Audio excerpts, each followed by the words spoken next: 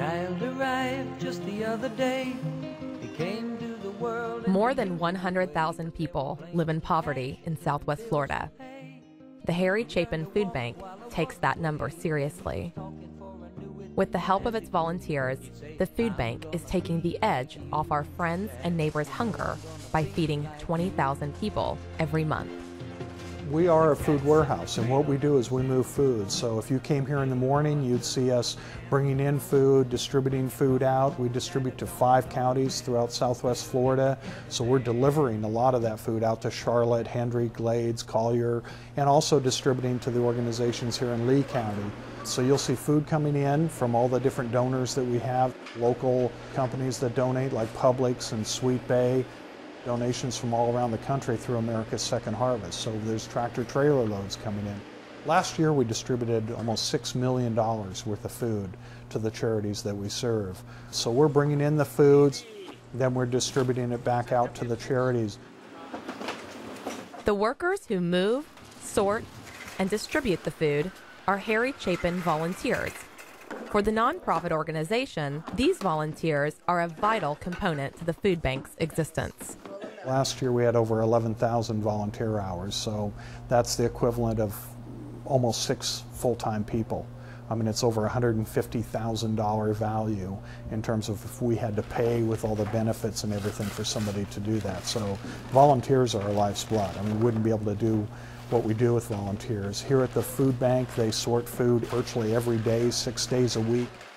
I know that there's a lot of kids out there that wouldn't have had a meal last night if it wasn't for the food bank and the agencies that we serve. So it's a glass half full kind of thing, but I realize it's also half empty and we have a lot more work to do.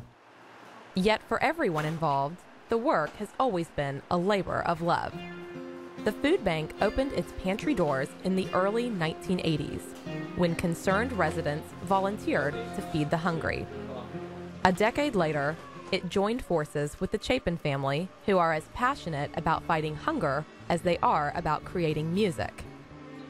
Harry Chapin was a well-known folk singer in the early 1980s. He died tragically in an auto accident, but he's well-known for people, at least of my generation, for songs like Taxi and Cats in the Cradle. It was somewhere in a fairy tale. Every other concert, he donated all of the proceeds towards feeding hungry people and anti-hunger programs wherever he was playing. And he also got Bruce Springsteen involved and a lot of other people in the music industry involved in the anti-hunger movement. So his legacy lives on.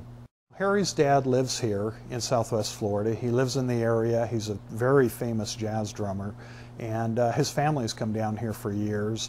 And they got to know the people here at the food bank, and when people realized how much Harry had done and what his legacy had been in fighting hunger, they asked whether or not they could name the program after him, and the family was nice enough to allow that to happen. Volunteer coordinator Marta Hobson says Chapin's anti-hunger message inspires many volunteers and works like a magnet linking the community. How's everybody doing today? We are so pretty good. We are doing okay. I think volunteering at the Harry Chapin Food Bank helps people to connect to our community because they feel like they're a part of the community. Becoming involved in an organization like the food bank helps them to feel that they have now a vested interest in the community. We do a lot of special events in the community. Some of our larger ones are the River and Blues Festival. That is a music day in Centennial Park in downtown Fort Myers. And it's a day where we use about 100 volunteers. Another very rewarding day for our volunteers is the Letter Carriers Food Drive Day. We collect food at about 10 postal locations throughout the county and use over 300 volunteers that day. And every spring, there's one community event that hits a home run with baseball fans and food bank volunteers. During the Minnesota Twins spring training games at Hammond Stadium, volunteers collect food donations inside the ballpark while enjoying America's favorite pastime. Our volunteers have had a lot of fun with this. They picked a day generally that they wanted to help at the ballpark when the team that they support from up north is playing the Minnesota Twins. So they their chance to support their team and also help the food bank. But they also just love the atmosphere at the ballpark. It's a lot of fun, there's a lot of people to watch, they get a chance to talk to people. Number 26, Paulino, catcher. Batting seventh and playing third base. A day at the ballpark is a lot of fun. There's just an atmosphere that happens when you get there. You can't help but get excited. People come through the gate and there's a lot of activity going on. There's a little buzz in the air. There are other organizations there selling things or collecting for different things.